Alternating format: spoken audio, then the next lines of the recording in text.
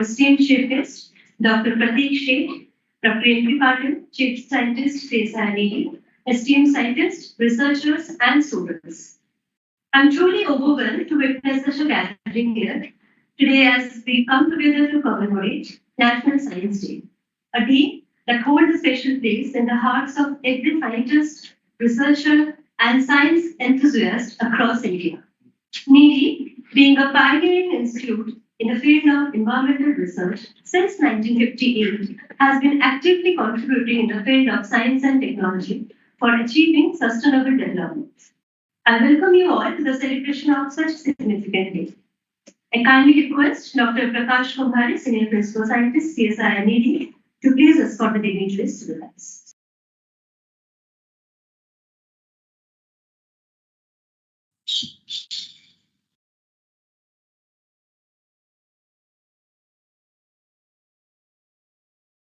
I now invite Dr. M.P. Patil, Chief Scientist, to please welcome our chief guest with a sapling as a token of our gratitude to grace this occasion.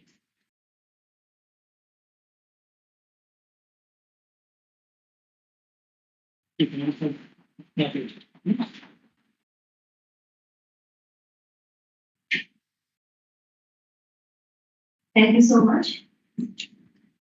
The significance of National Science Day lies in its historical roots, marking the discovery of the Raman effect by the eminent physicist Sir C.V. Raman on February 28, 1928.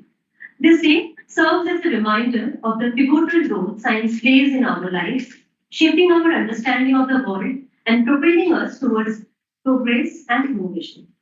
This year, as we gather under the theme, Empowering Indian Youth for Global Leadership in Science and Innovation for Viksit Bharat. This theme highlights the crucial role that our youth play in shaping the future of science and technology, not only in India, but across the globe. It emphasizes the need to harness the immense potential of our young minds, enabling them to drive innovation, research, and development, thus contributing to a stronger, more developed India, Viksit Bharat. Now, without much ado, I now request Dr. M.P. Patil, Chief Scientist and Chair of Waste Management Vertical, to present the welcome address.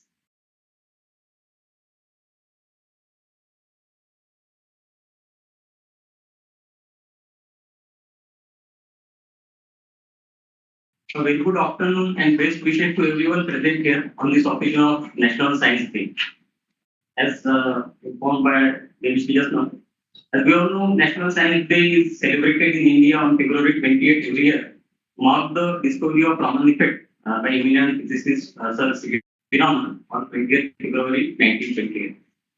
The main objective of celebrating National Science Day is to raise awareness about the importance of science in our daily life, showcase achievements, significant achievements in the field of science and technology, and also encourage development of new technologies. We have different themes for National Science Day every year, and this year the theme for National Science Day is Empowering Indian Youth for Global Leadership in Science and Innovation for Viksit Bharat. Hence, considering the objective of National Science Day celebration and the theme for Science Day this year, it is obvious that Indian youth will have a lot of responsibilities and important role to play in shaping the future of science and technology in India. I therefore advise all the young researchers, students, scientists present here in the auditorium to venture into emerging areas of science and technology and contribute to make India a global leader in the field of science and technology. As environmental science and technology domain is concerned, there are many emerging areas which needs immediate attention. These include climate change, renewable energy, urban ecology, global hydrology, and sustainable waste management. Amongst these areas, the production and use of green hydrogen is one of the most challenging and promising area of research. Government of India, through Ministry of New and Renewable Energy, has established a national green hydrogen mission. The objective of this mission is to make India the global hub for production, usage, and export of green hydrogen and its derivatives. This will contribute to India's aim to become Atmanirbhar through clean energy and serve as an inspiration for the global clean energy transition.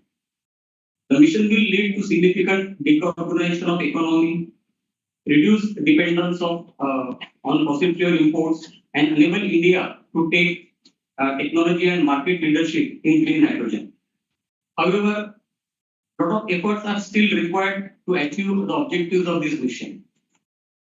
On the other hand, India being an agriculture-dominated country, we generate huge quantum of agriculture residues. The agriculture residues include rice straw, wheat straw, rice husk, corn straw.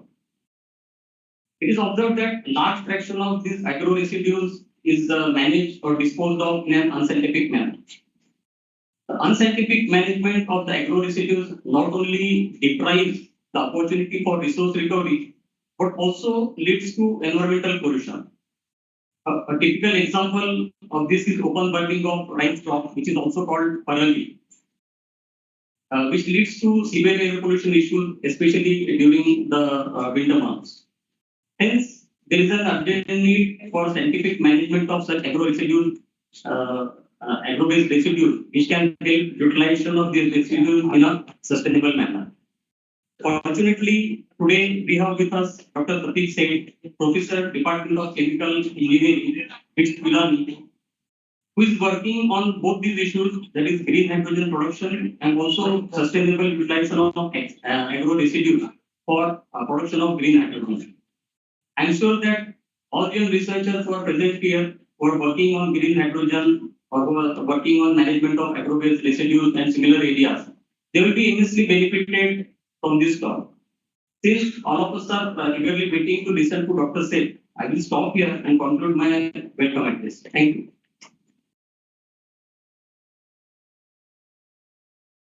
Thank you so much, sir, for your insightful thoughts. Proceeding forward, I would still like to introduce our chief guest, Dr. Pratik Seth, who is a professor in the Department of Chemical Engineering at the Veda Institute of Technology and Science, Pilani, Rajasthan, where he has been associated since 2003. Dr. Seth holds a BE in Chemical Engineering from Government Engineering College, Gandhinagar, Gujarat University, and an ME in Chemical Engineering and a PhD from Pilani.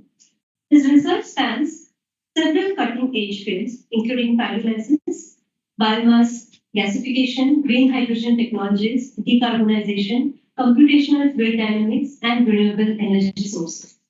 Dr. Seth has authored numerous research articles in prestigious international journals and also involved in several research projects funded by industry and esteemed government bodies. He has also guided several PhD students to completion and continues to mentor others in progressive research areas. Additionally, he actively contributes as a reviewer for various international journals. Please join me in welcoming Dr. Pratik Seth.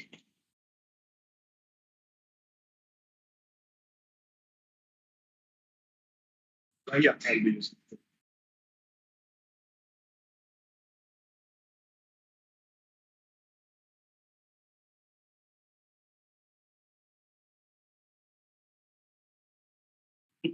Okay.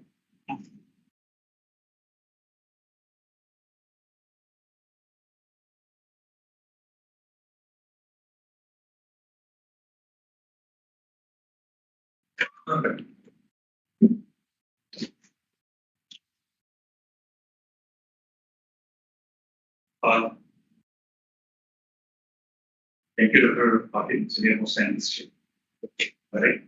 And thanks to Director for inviting me to this awaited National Science Day celebration here. It's my honor and privilege to participate in National Science Day celebration and share my thoughts and my field and the research work what I have done over a period of time this year. So, as already Devishi has mentioned about that, why National Science Day celebrations are there, that is because Nobel laureate Sir C.V. Raman. It is the effect on the Raman effect discovery. Okay? And the other day I was listening to that, some lecture on oceanography that while he was traveling and how the the reflectance from the water, that got an idea. I request all the students, participants here from different schools to go through that story actually, that how that got an idea. It's very interesting to read that. I'm not going to cover completely here, but I already get the gist of it. Okay.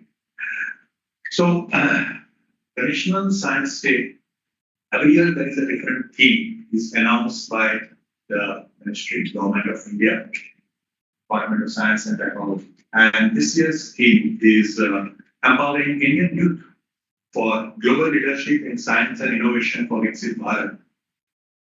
So there are very important things like what looks like a title very fancy, but there is a lot of responsibility on those who are into the system, correct? And empowering it is to create a kind of system and infrastructure, environment, everything, correct? And global leadership, how we can achieve it. First thing is global participation, teamwork, live up to the expectations and excellence in science. That's only the way to reach the global leadership. To share my thoughts further, I'll be using slides here. Moving forward, the science. I was going through, of course, I know very well about the NEERI and the research tasks, but I was going through the NEERI's mission, vision statements, and what currently activities going on. And I come across this statement. The mission statement includes providing innovative and effective solutions for environmentally sustainable development. Generally, when CSIR body, it comes in our mind that there will be majorly a scientist staff will be there, right? That's a notion. And I categorically ask, the Kash, that how many are the scientists and how many are engineers and how they work? The answer is approximately 50%, and it's a very, very nice collaborative way the work is going on. It's really wonderful to hear that. So, science celebration is very much important. The reason behind that, although we may be of engineering streams, we may involve into design, build of different systems. Why it is important? Because it is the backbone of any stream of engineering. Okay. As such, one can say that the scientists are the people who seek to know, okay, what's happening, why it is happening, and describe theories and the phenomena and unfold concepts, right? They will bring up new theories, new hypotheses, and prove it through by conducting experiments in the laboratories or in fields. Whereas engineers are the people who seek to do, right? I always tell, I teach a course heat transfer. So I always tell students that heat can be transported or not. It can be told by the thermodynamics, whether reaction can be done or not, thermodynamic limitations up to what extent can be done. How to carry out, how the contacting has to be done, how the surface area has to be provided, at what mode of transfer you want to have it, that is chemical engineering stuff, right? But until you know the concepts, okay, of the science, you can't really develop the different ways, right? So it's a hand in hand, both goes together. This is something I just brought and borrowed from one of my friends, that triangle and a pentagon. That's how described here. So the understanding of how things works is an experience, skill or knowledge, motivation. One can go on scientific discovery, science, and different things and all of things, right? Largely individual based. Whereas engineering is something where the cost effective, environmental friendly, energy efficient, socially acceptable, and scalable technology, right?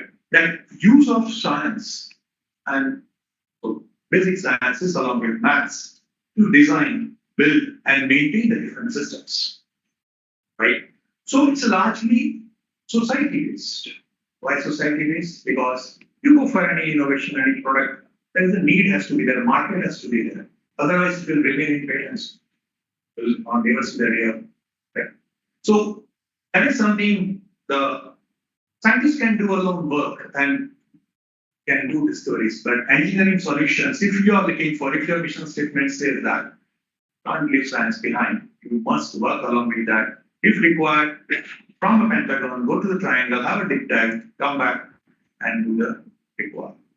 And similarly, those who are scientists and doesn't have engineering in their team, they need to stretch themselves to reach to this meta and understand the requirements and coming up with a product or a product.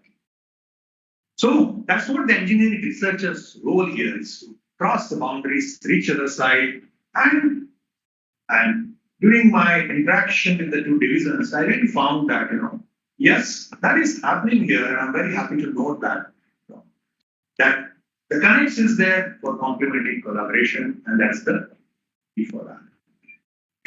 So I would like to close this particular topic of, or I can say, regarding the science engineering. Last year's theme inauguration of Science Day, Dr. CSIR has mentioned this in a speech.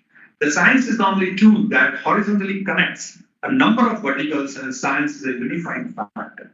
That really touches me and connects me that, yes, this is true, like, from different disciplines, this is the only thing which connects us from different verticals or sub-verticals. Then, coming to the theme of this science day, I'll come to my talk on green hydrogen, but I thought let me touch upon these aspects as well. Okay, as many number of students are there, and to remind ourselves also that what we are doing actually as a research. So, empowering Indian youth for global leadership in science and innovation for Viksit Bharat. Viksit Bharat plan, right? And empowering, as already mentioned, we need to create, nurture, develop the ecosystem. Youth for global leadership. What we mean by global leadership? There are various facets are there as a personality skills. If you simply Google, how one can get a global leadership, it says that, you must be super in communication. Cultural understanding is very much required to understand how things going on. The global mindset. Mindset doesn't mean only the geographically, what are the problems people are facing or globally issues are there. Networking, and along with networking, adaptability, how you are adaptable to the different things, different systems, cultures, working hours, and continuous learning. But this is something at a personality level, as an individual level, as a project level. Let's say if I'm working with some other counterpart abroad, how I'm going to take the leadership role, or in a team or that. But as a nation, what? Is it that you have a very good personality or professional skills, would you be able to get the global leadership? Or somebody is going to give you? It is simply the excellence in science and innovation. That is what is going to give us the global leadership. Without that, you cannot have an upper hand. You could be always a co-instructor, not a principal investigator. Correct? So, this is something very much important to achieve excellence in science and innovation. Science is something the backbone, and you understood that, you are studying it. And I believe that is the science is a subject. But I need to say that in a daily routine, when I say science in my life, or I'll say that the scientific temperament, right? The scientific temperament is very much required. And so today's youth, if I need to have a scientific temperament in the youth, not only by age, even if the age of 50 plus, if you follow the continuous learning and zeal and passion to follow something, you are youth, right? So the scientific temperament among the youth in a context here where for the next generation we are talking of. So I include youth, not only the college-going students, okay, plus 2 students, I consider from class 6 onwards, that they have the understanding of themselves and awareness about the surroundings, right? And what they can have it as a youth scientific temperament, I think we need to incorporate something very important, and that is the entrepreneurial mindset. Entrepreneurial mindset is not only from a point of view of generating revenue or money, no. It is for value creation. It is for owning something and taking it forward. Okay, this mindset is very much required. It is not somebody else's job, it is my job, my group's job. So this is something I believe the entrepreneurial mindset And the first letter of three things, if I club it, I can say that we must be create an environment. How we can empower the next generation is by yes to asking questions, yes to challenge the status quo, yes to look for economic prosperity. Nothing wrong with that, it should be, and we must. Yes to develop new systems and design, and yes to everything that poses challenge to the current state of art. If that curiosity among the students are there, and if we are able to nurture it, I think we are able to empower, and in a future time to go, we can really develop these things, right? So, what ministry and government is doing? I don't know how many of you are aware. Ministry of Education, if you just open the portal, Ministry of Education, according to the new Education Policy 2020, there is an innovation cell, and there is a team, there is a chief innovation officer, and they have school innovation council, institute innovation council, and how entrepreneurial mindset, ideation, design thinking, scientific temperament development, and what is the role of, I think, I was just looking into the data, within Maharashtra itself, I think huge number of colleges are having the Institution Innovation Council, and I think total of 18,000 plus schools are registered on portal of School Innovation Council. So I hope the schools which have visited today on the NEERI, you would be having the School Innovation Council, or please, if not, just talk to your principal or the corresponding the public relations officers, who looks after this kind of things, to register themselves and get into it. So it's really wonderful to know, that such an important day. NEERI is housing, I think, 200 plus students, right, sir? Yeah.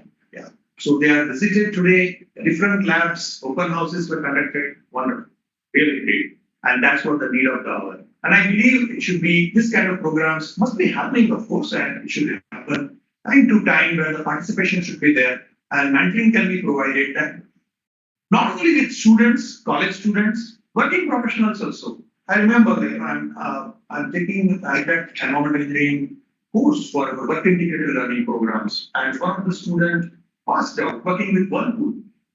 Contacted me and said, "Sir, I'm interested in your research. Can you give me time?" One thought came in my mind, that what approach you give, or would it be really serious? How much time? Let us understand each other, talk to them. And we had set up a meeting, and I was really wonderful. It was really interesting to understand that how the scientific temperament somebody is carrying, even though they are working professionals, and what is the long-term plan. Right? So it is something we need to empower and create a system which helps us to stay.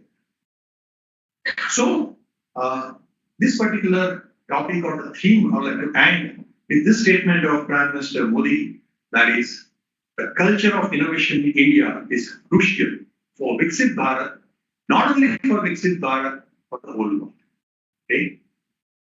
So here onwards, I will take on you to the green hydrogen production from biomass. And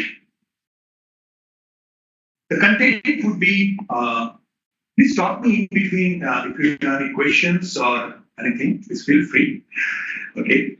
And so what exactly the hydrogen is it really green in color? For the students I'm asking.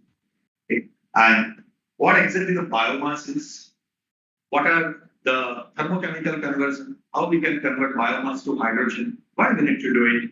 What are the different processes and other processes? And our experience at West Pilani, where I'm working in chemical engineering department, I would like to share.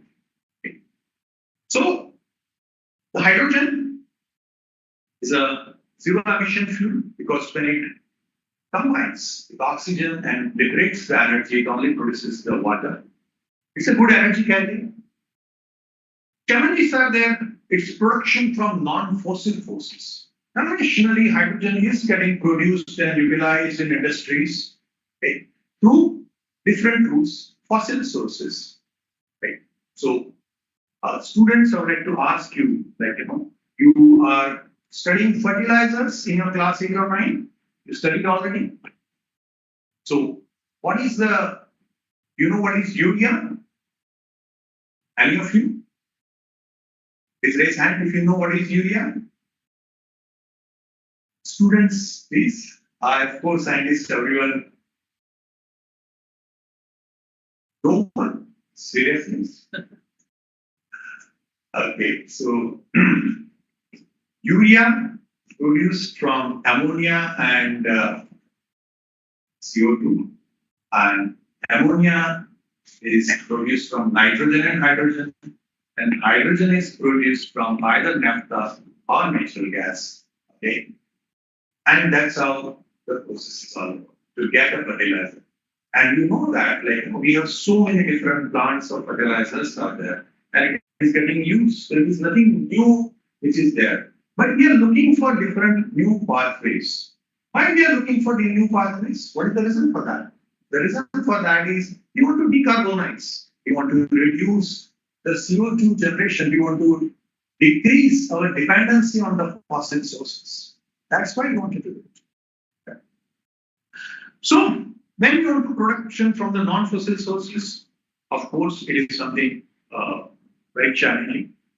Its storage and transportation is the lightermost element, and that's why it has to be stored at very high pressure if you want a good quantity of it. And when something is getting stored at 200, 300 bars or even higher than that based on different standards, they're developing an infrastructure for it in terms of how it is going to store. It should not create any safety hazards, issues. Right? All these things are very important. And safe handling, of course. Whether refilling is happening or you are moving from one place to another place, right? So this particular slide, in fact, a slide prepared a little earlier. Now again, even there are more versions of different colors. Setting has been given actually. By and large, you can see this four, the gray hydrogen. See, hydrogen is same. It is just a process by which it has been produced. Yeah. Okay, elements are not going to change, its properties are not going to change, it is that done. So, if from methane or coal, if we are generating the hydrogen, okay, that is steam methane reforming, that's what the steam methane reforming, the natural gas is getting used into the urea plants or ammonia plants, okay, and the gasification that converts into carbon monoxide and hydrogen. Okay. Blue hydrogen, if I'm going to capture the carbon, okay. Nowadays, many people use CCUS. What is CCUS? Carbon capture, utilization, and storage. So if somehow people say that, okay, anyway, let's say CO2 is getting produced, but somehow if I'm able to capture the CO2 and store it somewhere, okay, or if I'm able to produce a new product out of it, okay, which is useful, then I can say that, yes, it is what did I, even we can still go for the process, I can call it as a blue hydrogen, where I'm doing the carbon capture is happening. But the suggestion, the norm says that it should be 29%. Turquoise hydrogen, the methane. Methane is a natural gas, right?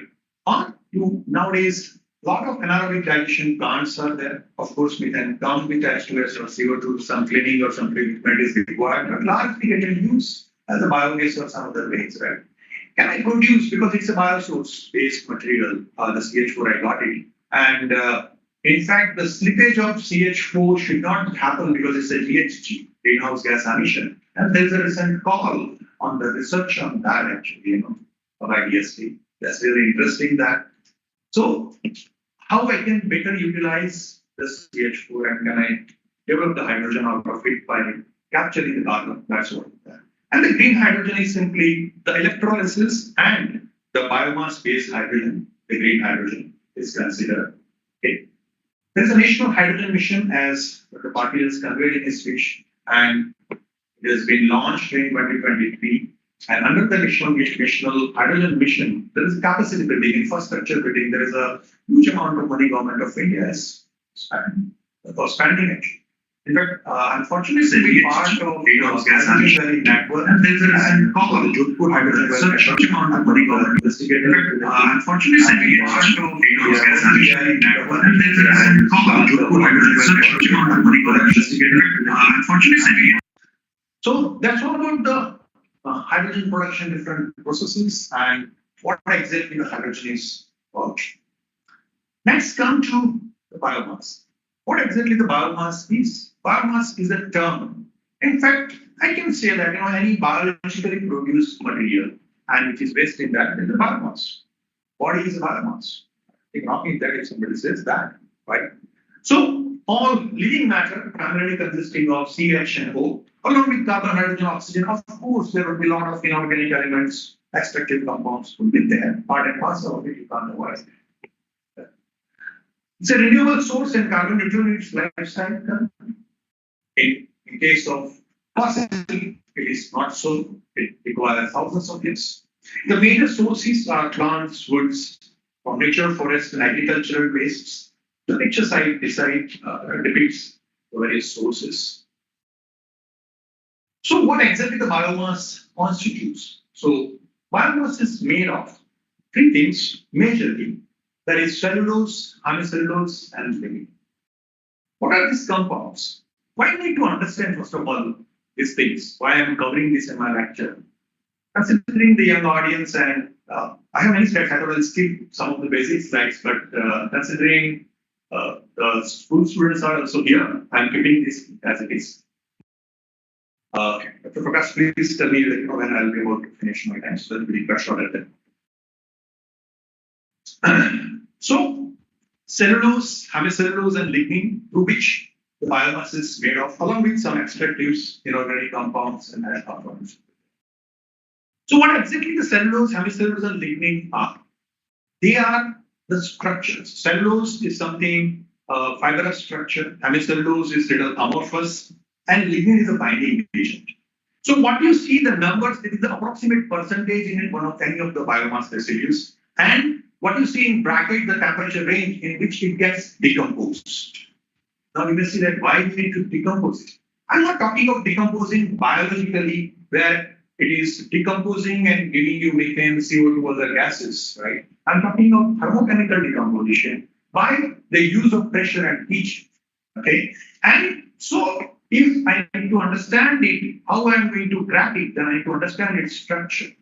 And here you can see that on the right side of the slide, some of the structures are the hemicellulose, cellulose, and lignin, which is a complex network of aromatic compounds, high energy content.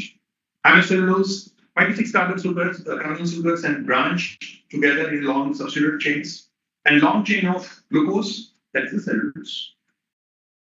In more detail, let's have a look at this particular thing. So, if I consider any plant cell or a ball, if the microfibrils are there, it's arrangement of fibrils and microfibrils and cellulose and cell walls. Okay, and then you can see that how it is arranged, the cellulose, and how hemicellulose is around arranged.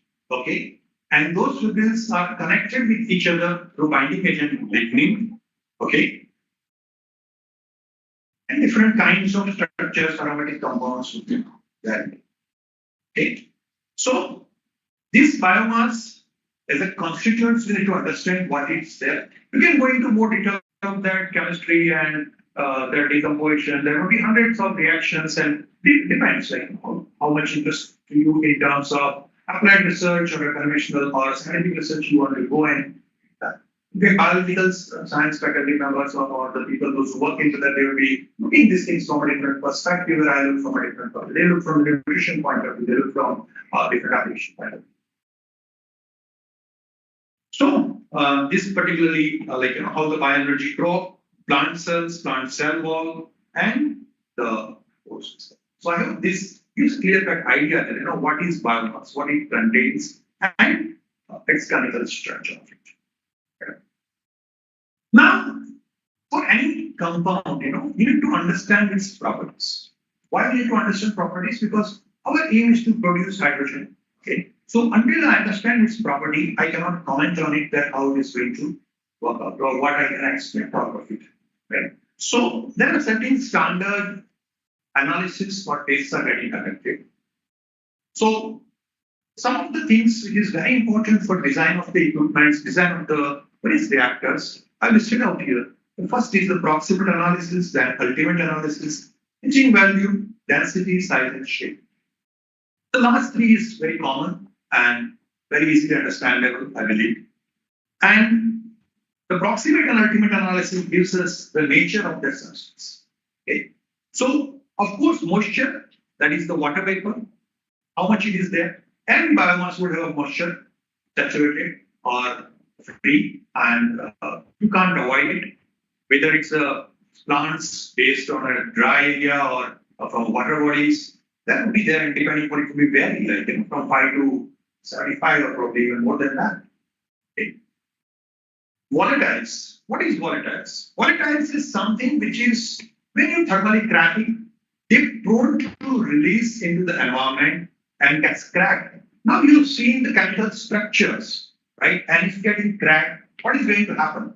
There would be oligomers would be formed because they are the polymer chains are there and they get break up, right? Or broke up, and then they release certain C70, C18 compounds or something like that, and we can develop. So we can get bio-oil out of it actually. So that is majorly into the volatiles. The fixed carbon is something which remains inside it along with the ultimate analysis that provides the CHMS analysis and biodifference oxygen. So this gives us the property of biomass, and there are various tastes are there. I just listed out here the taste methods of ASTM for different tastes to conduct, like how to find out the moisture, ash, volatile, cellulose, semicellulose, lignin, or X sort of it. Okay. In the interest of time, I'm not reading everything, but the slides will be available if you want it. Yes. This particular table shows the different amounts of cellulose, lignin, proximate analysis, ultimate analysis for different agro residues, as you can see here. Okay, the cornstover, corncob, pitch straw, and things, right? And you see that majorly it is the volatile matter is very high, right? And ash content is also. If I take a forestry waste or something from a immediately picked up, the ash content would be low, but when I'm waiting for agro residue, so that's all regarding the biomass, its properties, its structure, its chemical thing, how we can find it out, those things. Now I'm coming to what are the thermochemical routes by which we can get the hydrogen. So basically it is when I'm saying the thermal cracking I'm doing. So thermal cracking I'm doing at what temperature, what pressure, and kind of environment I'm providing. According to that, there will be different kinds of processes. Okay, so certain processes can be clubbed as a gasification. Few processes can be called as a pyrolysis and torrefaction, and something which is the post-treatment of the primary product. Okay, that is the HTU or bioreforming or something like that. The processes. So I'll be coming little more detail in those processes, but right now I just like to convey that in this slide that we'll be providing the pressure and heat, okay, in a different environment. So if it's a complete inert environment, then it will be the pyrolysis. And if I'm providing partial amount of oxygen or air, okay, it will be the gasification. And the products vary. If I'm going to go for a pyrolysis, then I'm going to get the biochar, bio-oil, and few gases will be there. That can be again utilized for the heat applications, and the major products are biochar and bio-oil. As for the gasification, the major products is the syngas, because the gasification allows the oxygen to enter there 30 to 40% from the stoichiometric requirement we provide into that. And that gives a mixture of syngas, which is carbon monoxide, hydrogen, amount of methane, along with CO2 and nitrogen. Okay, depends. The kind of the property and the percentage depends upon the type of oxygen, the kind of environment we are providing, the operating conditions we are providing. Going forward, I think I already conveyed this stuff and how we can upgrade those products, the syngas, bio-oil, or by carrying out the hydroprocessing can even do the jet fuel, sustainable aviation fuels. Okay? In fact, already various processes are getting developed, and already one of the very good company has already started developing, and in time to come, we are going to see a sustainable aviation fuel land. I think, if I'm not wrong, even correct me if I'm wrong, by 2030, we need to add 5% of the sustainable aviation fuel in the all the jet fuels. Right?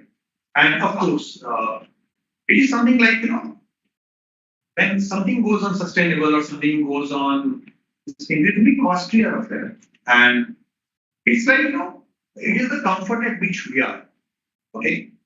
It is something, if a poor person or poor family gets a milk, it is very important for their kids to grow and for health, right?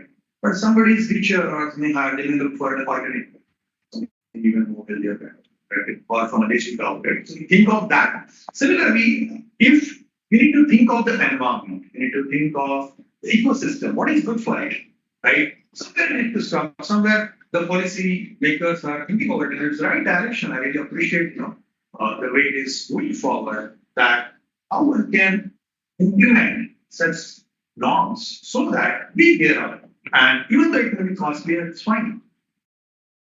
I heard one of the CEO, one of the leading company developing or claiming to develop the sustainable aviation fuel, that if you're booking a flight ticket, okay, and is it really matter to you if price goes by 300 rupees per seat?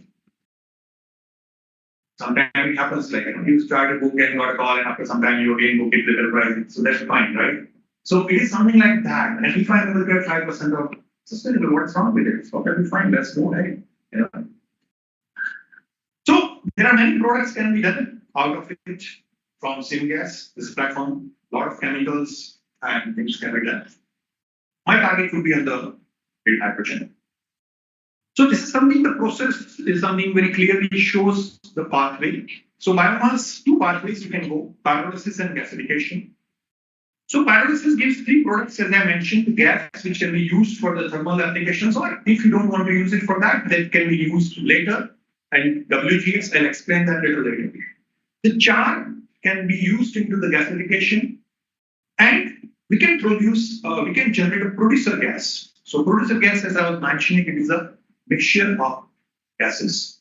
And the bio oil, even bio oil, if your own interest is to develop only hydrogen, okay, you don't want to go for the liquid fuel, okay, then bio oil also can be gasified, okay, in a appropriate environment, and you can generate it. In fact, our liquid hydrogen welling network project is all about the bio oil gasification.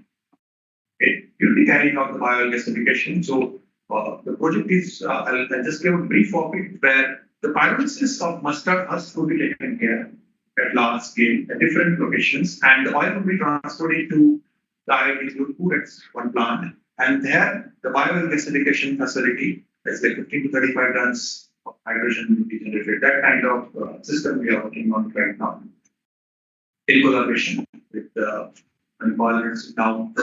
Ideas move to its learning Goa campus under the leadership of policies. Okay. So that is one of the route for green hydrogen production. So this producer gas also, or the bio oil, can be reformed. So there are two things would be there. One thing would be only partial oxidation, other thing would be steam reforming would be there. And we can generate the gases. And those gases can be go into WGS. WGS is a water gas shift reaction. Okay. That is a carbon monoxide reacts with steam over a catalyst to give you the CO2 and hydrogen, and you can get hydrogen. I think it's very little too technical for some of the students, I believe, of course, but I do have slides which even explains this in a simpler way. Let me come to that first of all, and cover what is exactly the pyrolysis. So this elaborates in a very simple way what actually the pyrolysis is all about. Thermal decomposition in absence of oxidizing agent. Temperature in the range of 350 to 700. It breaks down to condensable vapors, non-condensable gases. So, the bio oil which we call, which is a liquid carrying liquid which you see, it is a vapors basically at first instant at high temperature. And upon condensation only, you see that Even condensation also can be done in such a way, stage-wise, or creating a different vacuum or different levels of vacuum, one can create a different range of products. Distillation can be done in built as well. And this bio-oil is contain wide range of oxygenated chemicals and waters. So what are the factors affect it? That is the temperature, heating rate, or the residence time depending on the type of reactor. The composition, of course, the roots or the source of that biomass, and the size, the heat mass transfer effect of that. That's in a nutshell what biomass pyrolysis is all about. This is one of the lab scale fixed pyrolysis unit, laboratory, as you can see that. It's a furnace here, condenser, gases goes out, bio gets collected, char remains inside. It is as simple as that. Okay. A typical product yield, of this particular thing, you can see that from one of our studies I put up here as a sample, that product yield varies with temperature. As temperature increases, liquid yield increases. And afterwards, it almost becomes stabilized or decreases a little bit because there will be more cracking of liquid is going to happen with gas consumption. So, this bio-oil, pyrolysis, biochar, different gases. And we have conducted a lot of studies and published articles on pyrolysis. So, for the time being, considering our agenda biomass to hydrogen, we can say that pyrolysis is a product which gives you bio-oil. And now that bio-oil you can convert through gasification, okay, for producing the hydrogen-rich gas and followed by the hydrogen. Let's take up to that point and move forward, okay. So, moving forward, let me explain you again here. So, I explained this particular portion in more detail. However, we understood if you don't have that background, it's fine. Just we can go ahead with that biomass gives you bio-oil, char, and gases which can be used. And we move to this particular portion as gasification, how it can be explained and what exactly it is. So this is a schematic of the setup. So it is the conversion of biomass into carbon monoxide and hydrogen by reacting biomass with a controlled amount of oxygen. And the generated gas is called the producer gas, where the mixtures are there and tar is there. So this is the particular process. You can see that there are 4 different zones or the temperature zones are given here. And the biomass gets dried, it gets spiralized, it gets combusted and cracking happening of those vapors and reduction of those vapor or those gases for further production. And these reactions will be happening to finally produce a producer gas that is H2 and CO.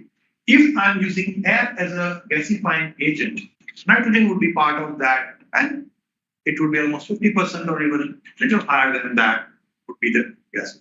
Okay, but we can go for oxy-gasification or oxy-steam gasification. In fact, we have conducted a CO2 gasification also, along with oxy-steam CO2 gasification as well. So this particular slide is very important to understand the heat transport and mass transport point of view. You see that there are various 3 box-in-box kind of things are there. So the innermost is a drying and pyrolysis where biomass gets dried and cracked and release these compounds. This compound crosses the boundary and go into the combustion. And the red arrow shows that from where the heat is coming. So as you can see that the combustion zone is the second innermost compound box, which gives heat required for the reduction as well as for the pyrolysis. Those compounds go through the combustion zone and finally through reduction zone comes out of the response. Number of reactions happens here to get you the CO and H2. Okay. Similarly, this is for a biomass. Similarly, for bio-oil also, we can do the same and we can get the compounds. Okay. So from the biomass to hydrogen story, we understood one of the technologies pyrolysis, bio-oil, and then gasification. That will help. If I have a biomass segregated at different places, I can have bio-oil preparation units at my spoken hub model and small units which generate the bio-oil, which can be transported to a common facility where hydrogen production can be used. And along with other hydrogen production facilities, it can be clubbed together and can be utilized or compressed and filled and can be even further processed or can be sold. Right? So moving forward to biomass gasification, this is something the equipment details, the cleaning units. I'm skipping this thing considering the interest of time. How much time I do have left now? 5 minutes. Okay. I see. 10 minutes. Okay, fine. Thank you. So this is a photograph of experimental setup and our sampling facility. Apart from this, we have state generator, paralysis unit, state separator, other analytical instruments and everything, whatever is required to complete the studies.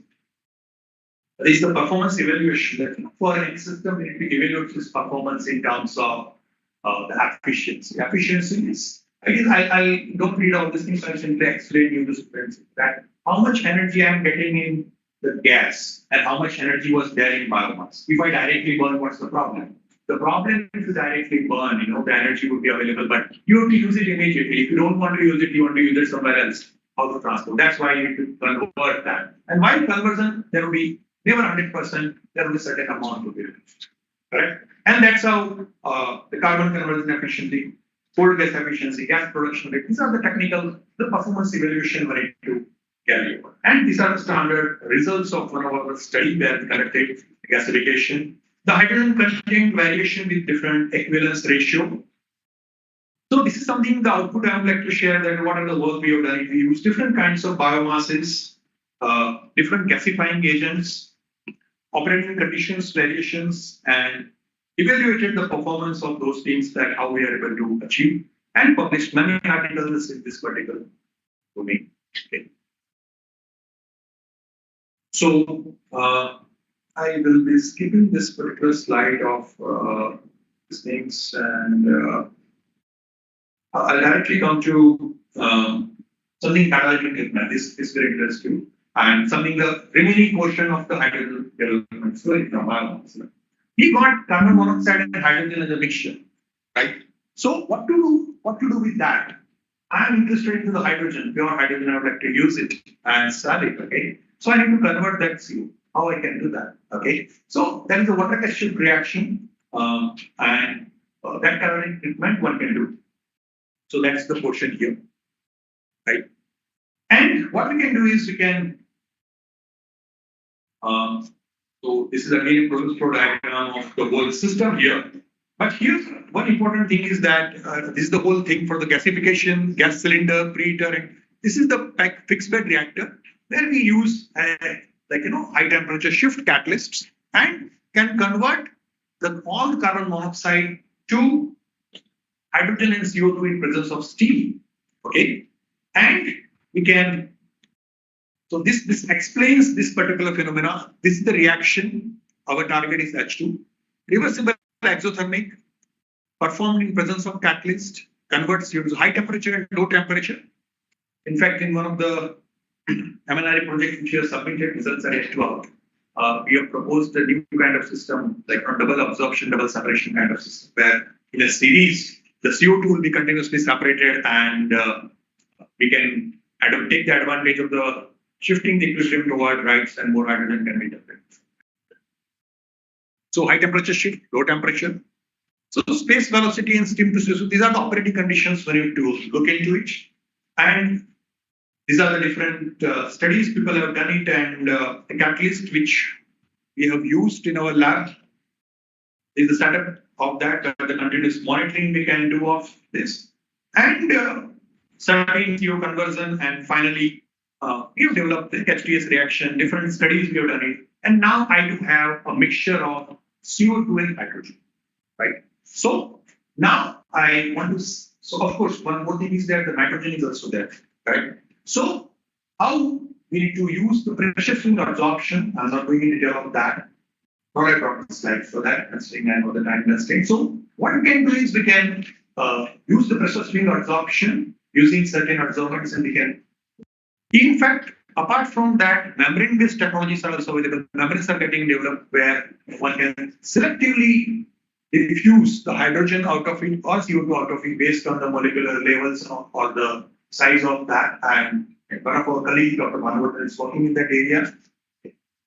So this is about the this particular hydrogen generation and the details around that. I'll be skipping this portion. Different hydrogen production methods, one of those research scholars, those who are interested to study more on that, we have written a very exhaustive, very review article, 30 plus page and 100 plus references, and it covers all processes of the different hydrogen production. Okay. RDF gasification. This is one topic which is very contemporary, and we all know that is NSW, municipal solid waste is lot, and we have organic treatment is almost stabilized, and you can say the anaerobic digestions or those things are there, but still there is a lot amount of plastic waste, and those things are there for the inorganic fraction, inorganic combustible fraction upon size reduction, which is a SCF or can be called as RDF or refuse derived fuel. Okay, so we have worked extensively with National Council on Cement and Building Materials for utilizing, carrying out the experiment, doing various studies on RDF, characterization, techno-economic analysis in a cement plant, how we can utilize and develop a technology, and currently working with BEE, Bureau of Energy Efficiency project with NCCBM to develop a new kind of a design of a RDF-based gasifier in our. So this is some of the things which I wanted to share. I think I'll skip this portion considering the interest of time. This also, and I'm very much thankful to my PhD students, those working tirelessly and passionately to develop the systems, and because of them only I'm here right now where I'm presenting in presence of you. These are some of the analytical facilities. I think your premium institute like this must be having all these things.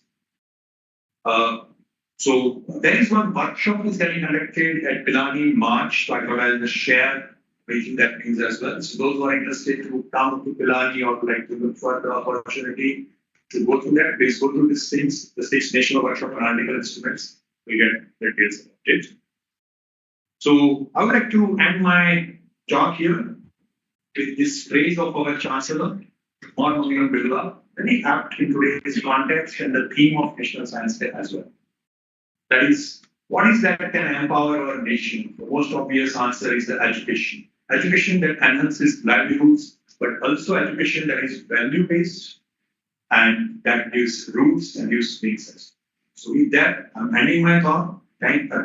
Talk here, and very much thankful to the NEERI fraternity for inviting me on this first mission. Thank you so much.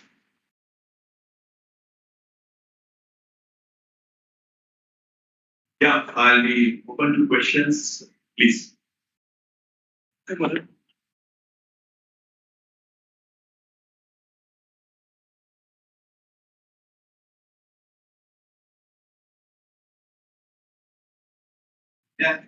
Yeah, please, sir. Thank you for being very informative and lecture. Honorable Theo from NEERI. Just a query regarding different waste. Any data read from deep biomass, garden waste? Okay.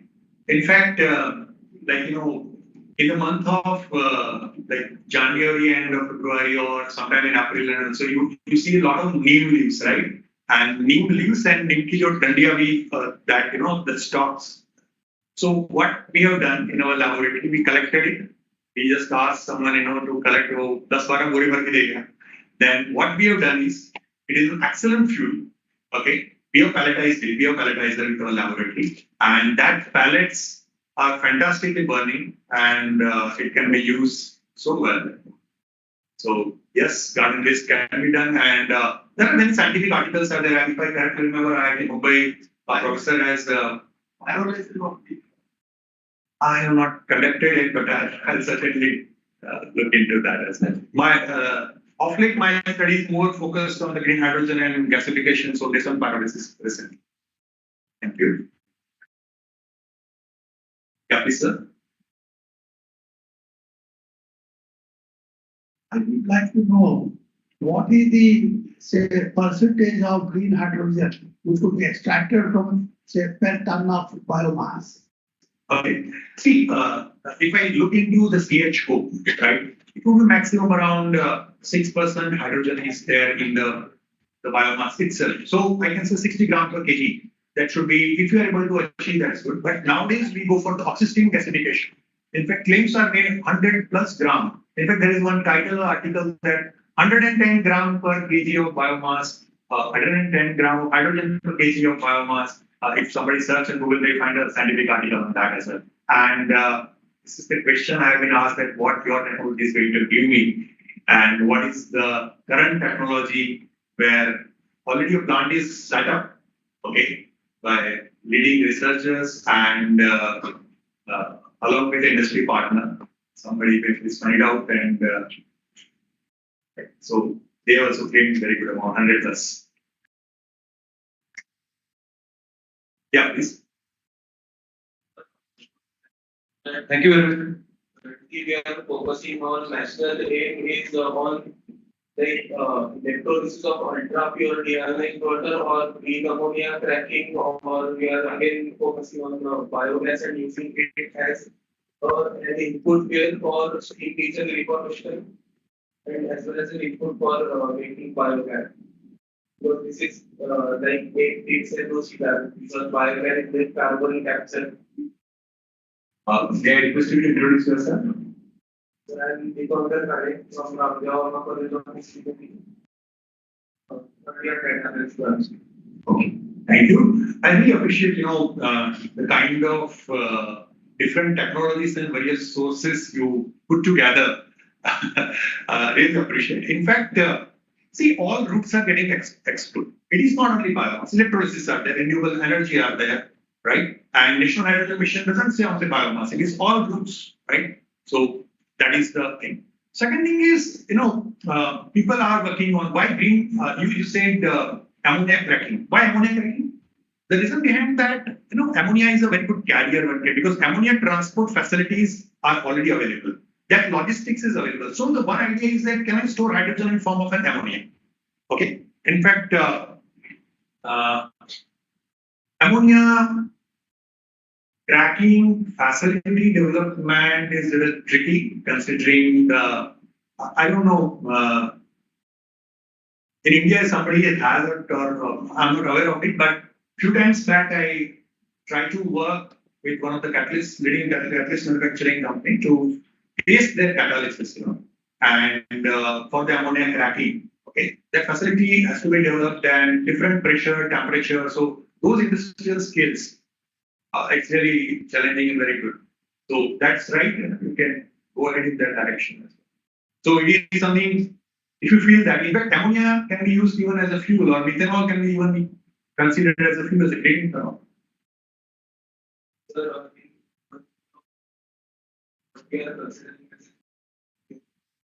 We are targeting mustard husk and other agro waste.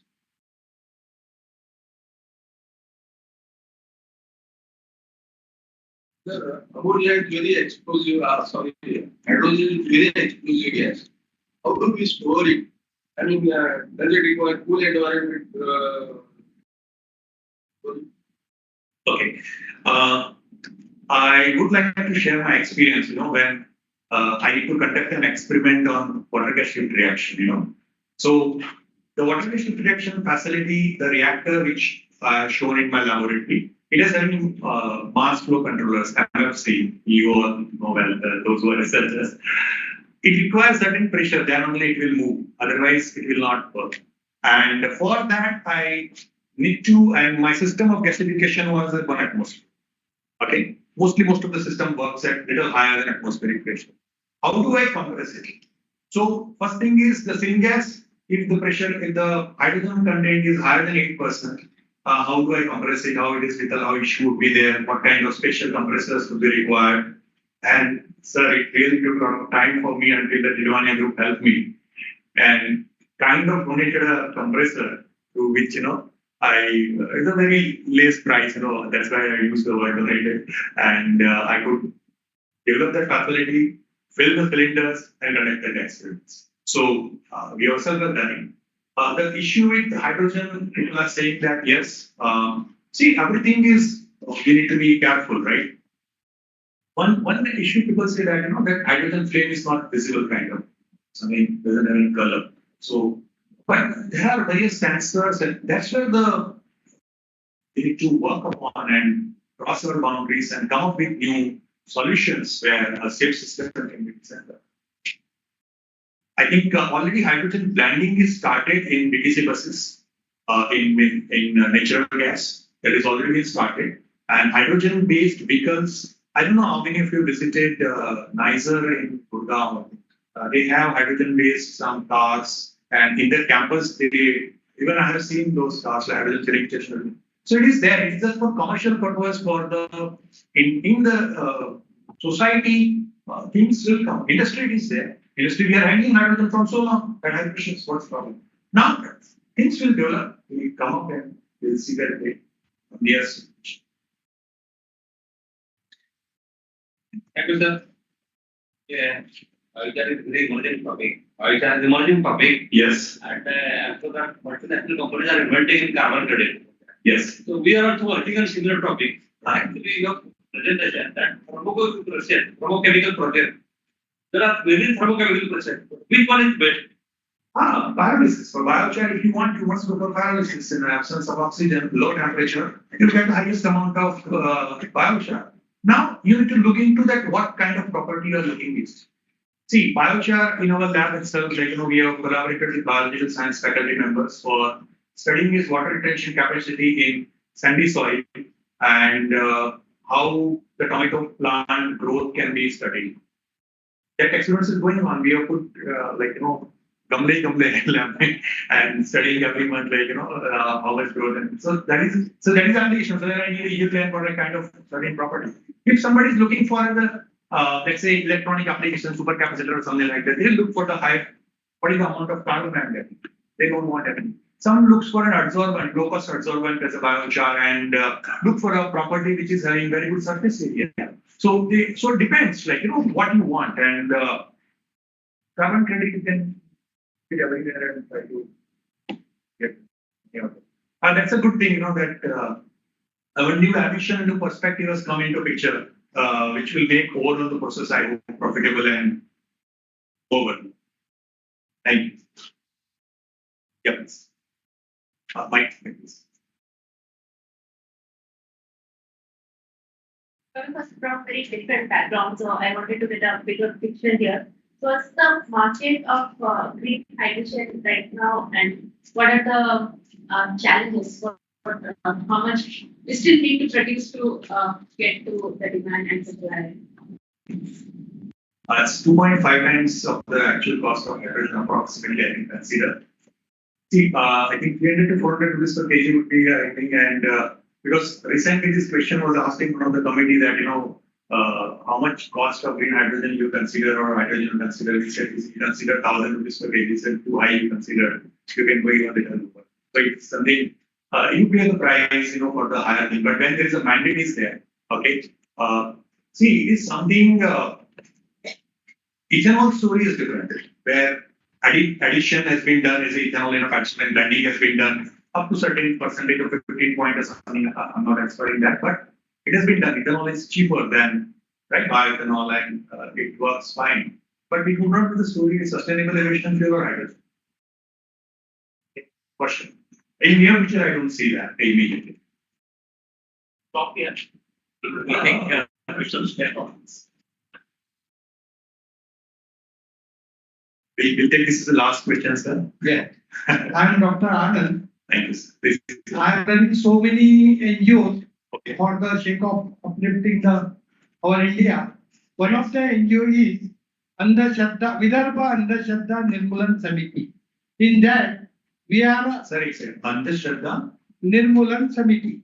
It means removal of the Andhashraddha. Removal of the Andhashraddha. So we are working on that. That scientific temper should be followed by every citizen of India, because in 51A of the Samvidhan, there is a 51A to F. You have to follow the scientific temper, isn't it? So why it is not compulsory? Class story. Why it is not compulsory? Everybody is saying that.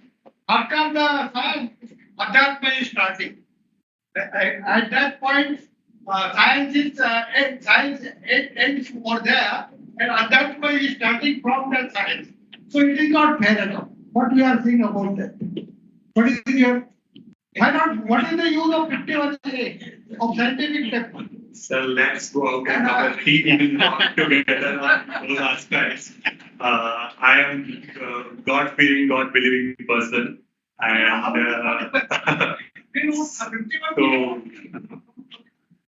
so we'll talk sometime. Stop during tea. Yeah. So thank you again, the NEERI Secretary, for inviting. Very nice lecture, very informative, and you explained it so Thank you nicely. so much for delivering such a truly enlightening speech on today's occasion. It's wonderful how you have connected the youth, the entrepreneurship, the scientific mindset, and also the very thought-provoking presentation on green hydrogen, one of the revolutionary energy source in shaping a sustainable future. I'm sure the audience has benefited today, and we really appreciate your inspiring words, sir. I now request Dr. M.P. Patil to present a memento as a token of our gratitude.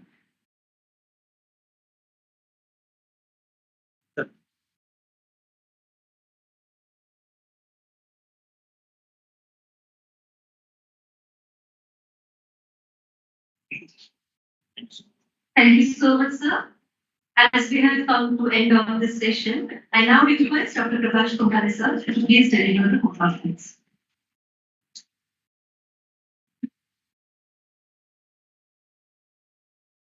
Respected sir, the guys, faculty, sir, audience, invitees, friends, students,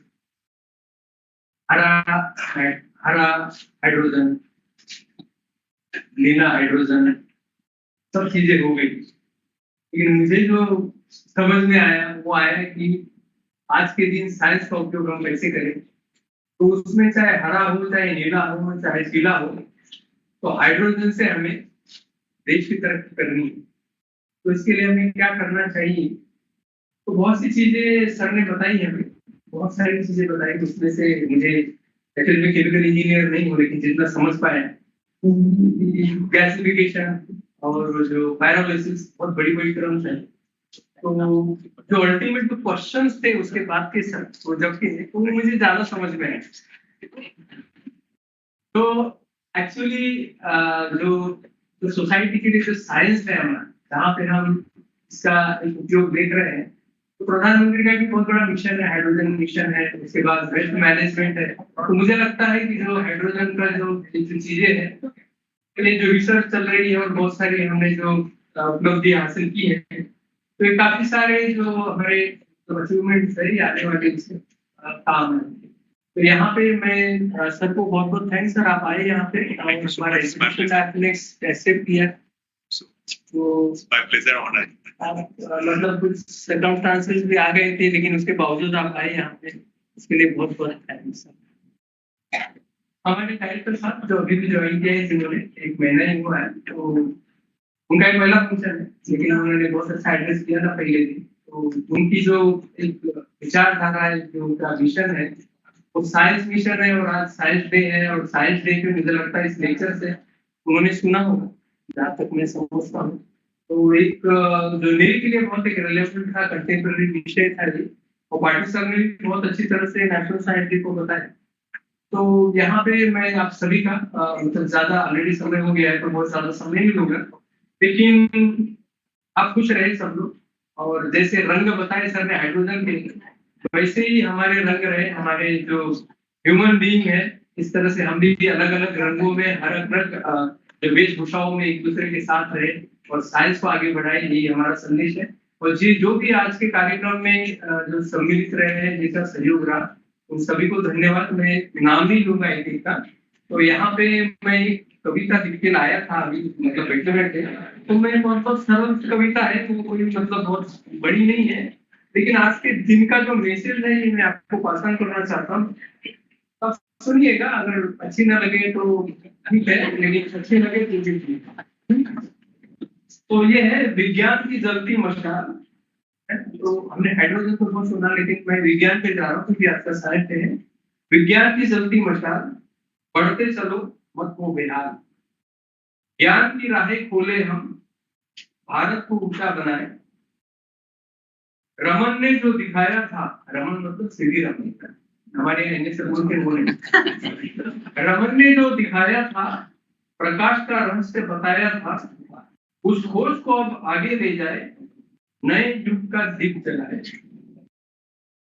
फिर आगे जो theme है उस पे जोड़ा है मैंने इस कविता को, जो ग्लोबल इनोवेशन, तो सर ने जो बताया अपने हमारे से, ग्लोबल इनोवेशन मतलब ये नहीं कि पर्सनालिटी डेवलपमेंट, उसमें आपको इनोवेशन, ग्लोबल इनोवेशन और साइंस में काफी आगे बढ़ना है। तो इनोवेशन से मुझे याद है, नवाचार से देश संवारे, हर समस्या का हल निकाले, विज्ञान की शक्ति को अपनाए और भारत को विश्व गुरु बनाए। Thank you very much. Thank you. यहाँ पे मैं आप सबको अंग्रेज में राष्ट्रगान के लिए आप अपने खड़े हो जाएंगे।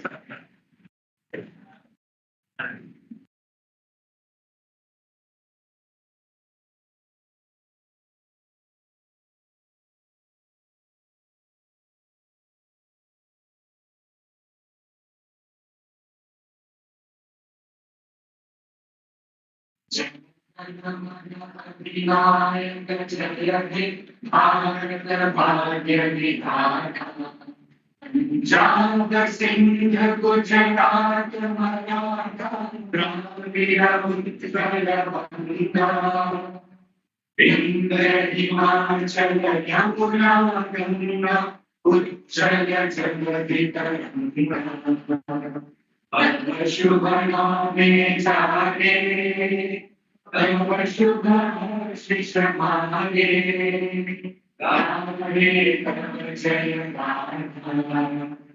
जन गण मन नायक जय हे भारत भाग्य विधाता, जय हे जय हे जय हे। भारत माता की जय। आप सभी से अनुरोध है कि अभी हम कंक्लूड करते हैं कार्यक्रम, लेकिन रिफ्रेशमेंट पैकेट्स लेके आप बाहर जाए। Thank you very much. पहले डिग्निटरी को आप जाने दें थोड़ा सा प्लीज। आइए वो ले लेंगे, वो पहुंचा दीजिए। आइए।